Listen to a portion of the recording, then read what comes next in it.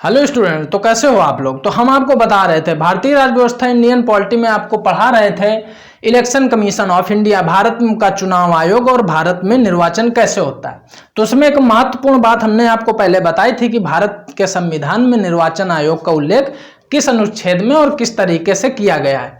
आज उसके अगले स्तर की जानकारी की बात करेंगे। इलेक्शन कमीशन हम आपको बता चुके हैं, आज बात करेंगे election commissioner of India, Bharat का जो चुनाव आयुक्त होता है उसके बारे में।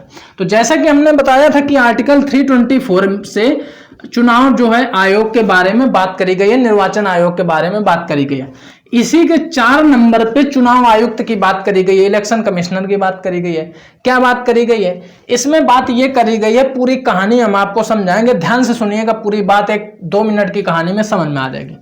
25 जनवरी 1950 को 25 जनवरी 1950 को जब निर्वाचन आयोग का गठन हुआ, निर्वाचन आयोग का गठन हुआ, समझिएगा 25 जनवरी 1950 को जब निर्वाचन आयोग का गठन हुआ, क्वेश्चन बन गया, यहां से जानकारी भी हो गई।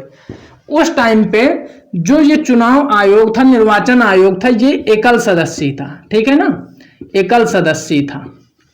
मतलब इसमें एक ही चुनाव आयुक्त थे उस समय पे, एकल सदस्य। और वो जो एक चुनाव आयुक्त थे वो कौन थे? वो थे श्री सुकुमार सेन, श्री सुकुमार सेन, ठीक है ना। तो यहां से प्रश्न बनेगा आपका कि भारत के सबसे पहले जो चुनाव आयुक्त थे वो कौन थे? तो श्री सुकुमार सेन थे, ठीक है ना, ये थे। फिर जब धीरे धीरे काम बढ़ने लगा तो क्या हुआ कि अक्टूबर 1989 को राष्ट्रपति ने एक अधिसूचना जारी करी और एक और चुनाव आयुक्त की नियुक्ति कर दी। तो जब एक और की नियुक्ति कर दी गई तो ये हो गया बहुसदस्यीय, बहुसदस्यीय, ठीक है ना, बहुसदस्यीय हो गया। लेकिन राष्ट्रपति ने क्या किया कि 6 महीने के अंदर ही ये अधिसूचना वापस ले ली और ये फिर से एकल सदस्यीय हो गया, ठीक है ना, फिर से एकल सदस्य हो गए 6 महीने बाद। 1993 को राष्ट्रपति ने एक अध्यादेश जारी किया। उस अध्यादेश में जारी करने में यह कहा गया कि एक मुख्य चुनाव आयुक्त होंगे और 2 अन्य चुनाव आयुक्त होंगे, 2 अन्य चुनाव आयुक्त होंगे, ठीक है ना, अन्य चुनाव आयुक्त। तो ये फिर से 1993 को फिर से बहुसदस्यीय हो गया, ठीक है ना, ये ध्यान रखिएगा।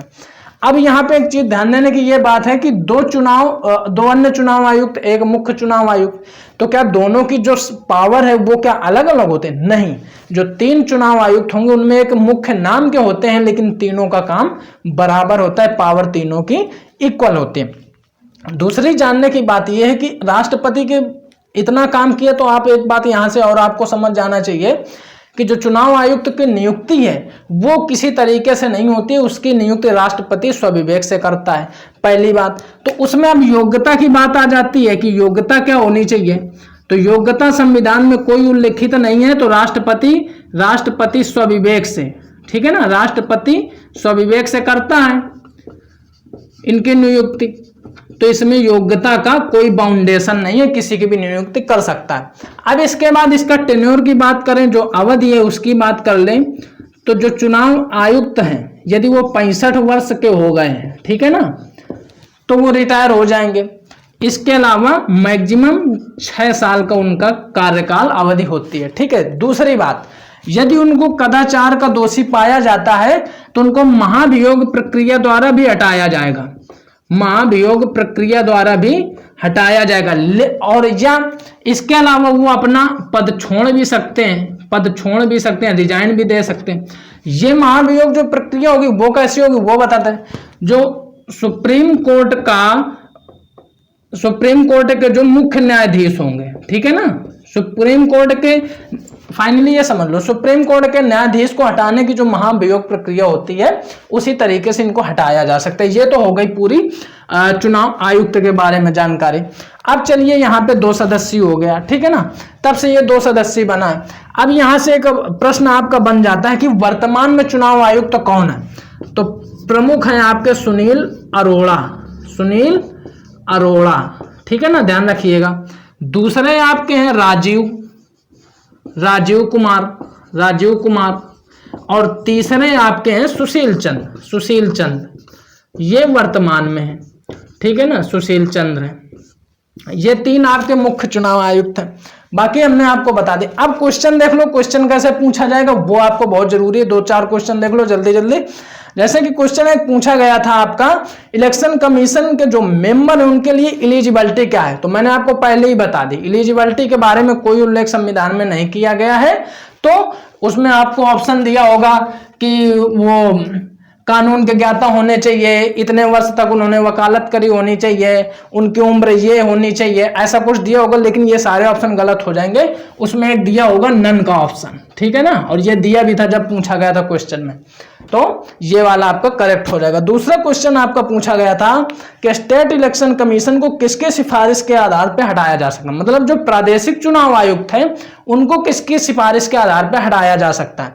तो प्रादेशिक चुनाव आयुक्त को जो मुख्य चुनाव आयुक्त हैं उनकी सिफारिश के आधार पर हटा दिया जा सकता है। ऑप्शन आपको राष्ट्रपति और उच्चतम न्यायालय के मुख्य न्यायाधीश ये सब दिया होगा, तो ये सब नहीं होगा।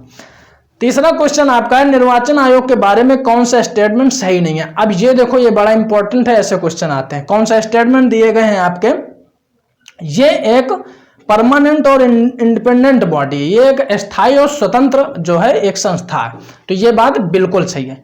दूसरा आपका स्टेटमेंट दिया गया है, राष्ट्रपति उपराष्ट्रपति व नगर निगमों के चुनाव कराने पड़ते हैं।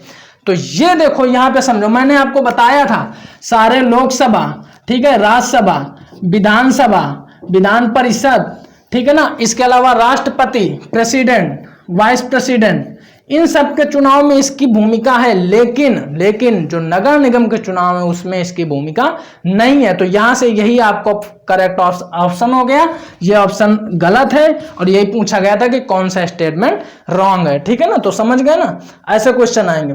एक क्वेश्चन इसमें पूछा गया था, कौन संवैधानिक निकाय है, मतलब कौन सी कॉन्स्टिट्यूशनल बॉडी है। तो इसमें ऑप्शन आपका दिया था निर्वाचन आयोग, ठीक है ना, निर्वाचन आयोग, तो ये कॉन्स्टिट्यूशनल बॉडी है आपकी। दूसरा आपको दिया गया था बेटा वित्त आयोग, फिनांस कमीशन, वित्त आयोग, तो ये भी आपकी कॉन्स्टिट्यूशनल बॉडी है। तीसरा आपका दिया गया था अनुसूचित जातियों के लिए राष्ट्रीय आयोग, तो ये भी आपका कॉन्स्टिट्यूशनल बॉडी है। तो option all of above correct हो जाएगा। तो इस तरीके से क्वेश्चन आएंगे। इसके अलावा जब आगे और भी हम बताएंगे तो आपको अच्छे से करवाएंगे। इसके बाद हम आपको बताएंगे बहुत सारी चीजें अभी इसमें बाकी हैं।